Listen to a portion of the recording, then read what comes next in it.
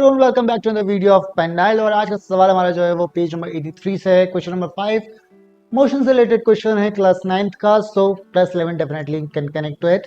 Okay, so question says that a stone is thrown in a vertical upward direction with a velocity of 5 metre per second. यानी कि हम लिखते हुए चलते हैं, गिवन है हमारे पास इनिशियल वेलोसिटी दे रखी है हमें स्टोन की, जो दे रखी है हम यू से रिप्रेजेंट करते हैं, और दे रखी है 5 metre per second. If the acceleration of the stone during the motion is 10 meter per second downwards. So देखो हमारे पास ये लेट सपोज ग्राउंड है, समझने की जरूरत है, पहले समझिएगा, है ना। ये ग्राउंड है, यहां से मैंने बॉल को ऊपर की तरफ फेंका 5 मीटर पर सेकेंड की वेलोसिटी से। अब क्योंकि एक्सेलरेशन एक वेक्टर क्वांटिटी है, ओके, सो उसके पास डायरेक्शन होगा, ओके, और चूंकि हमारा मोशन अपवर्ड है, यदि एक्सेलरेशन डाउनवर्ड होगा तो क्या वो नेगेटिव होगा। यदि हमारी वेलोसिटी यदि हम पॉजिटिव लेते हैं तो एक्सेलरेशन नेगेटिव होगा, क्योंकि वो अपोजिट डायरेक्शन में, कैसे अपोजिट डायरेक्शन में, ये ध्यान रखने की बहुत ज्यादा जरूरत है।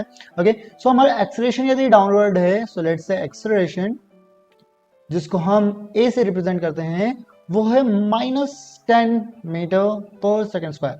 पता चला क्यों नेगेटिव है, क्योंकि वो अपोजिट डायरेक्शन में है, and acceleration is a vector quantity, और वेक्टर क्वांटिटी इसके पास क्या होता है, डायरेक्शन होती है। ओके, दैट्स व्हाई हमने उसे नेगेटिव लिया है। सो -10 मीटर पर second square. Okay, what will be the height attain, हमें क्या निकालना है, हाइट निकालनी है। यानी कि सपोज करो यदि यहां तक पहुंच जाता है तो यहां पर पहुंचने के बाद इसकी वेलोसिटी क्या जीरो हो जाएगी, सबसे ऊपर तक पहुंचते के जीरो, फिर से नीचे आएगी, पहले ऊपर जाएगी फिर नीचे आएगी, है ना। तो कहीं ना कहीं एक पॉइंट ऐसा रहा जब वो रुक जा रही होगी तो वो मैक्सिमम हाइट होगी।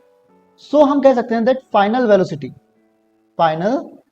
वेलोसिटी जो है हमारी वो v से रिप्रेजेंट करते हैं, और वो हो जाती है 0 मीटर पर सेकेंड। ओके, अब हमें क्या निकालना है, हमें निकालना है डिस्प्लेसमेंट। क्या निकालना है, डिस्प्लेसमेंट, यानी कि हमें s निकालना है। ओके, अब न्यूटन अंकल की दुआ से हमारे पास क्या है, 3 इक्वेशंस ऑफ मोशन। कौन कौन सी, v equals to u plus at, s equals to ut plus half at square, and last one is v square equals to u square plus 2as। अब आप मुझे एक सेकंड वीडियो पॉज करके बताओ कि इनमें से कौन सी इक्वेशन यूज होगी। ओके, सो इक्वेशन कौन सी यूज होगी, हमारे पास ऑब्वियसली सामने दिख रहा है दैट इसमें हमें टाइम कहीं पर भी नहीं दिया हुआ है। सो हम क्या टाइम की ये वाली और ये वाली इक्वेशन हटा दें। ओके, हमारे पास एक इक्वेशन बचती है, v square equals to u square plus 2as। So हम यहाँ पे इक्वेशन लिखते हैं v square equals to u square plus 2as, putting the values. Okay, यहाँ पर आप चाहो तो लिख सकते हो, एग्जामिनर को बहुत अच्छा लगता है पुटिंग द कहानी पढ़ने में। वैल्यूज, v की वैल्यू कितनी हो गई, फाइनल वेलोसिटी इज 0 का square, okay, equals to initial velocity 5 का स्क्वायर प्लस 2 इंटू क्या आएगा, एक्सेलरेशन -10 और मल्टीप्लाई बाय डिस्प्लेसमेंट, हमें डिस्प्लेसमेंट निकालना है। तो क्या 0 का स्क्वायर 0, 5 का स्क्वायर 25 प्लस, और यदि हम इसको माइनस करें 2 इंटू -10 तो क्या ये -20 बनता है। सो मैं यहां से प्लस को हटाकर और डायरेक्टली लिख देता हूं -20s।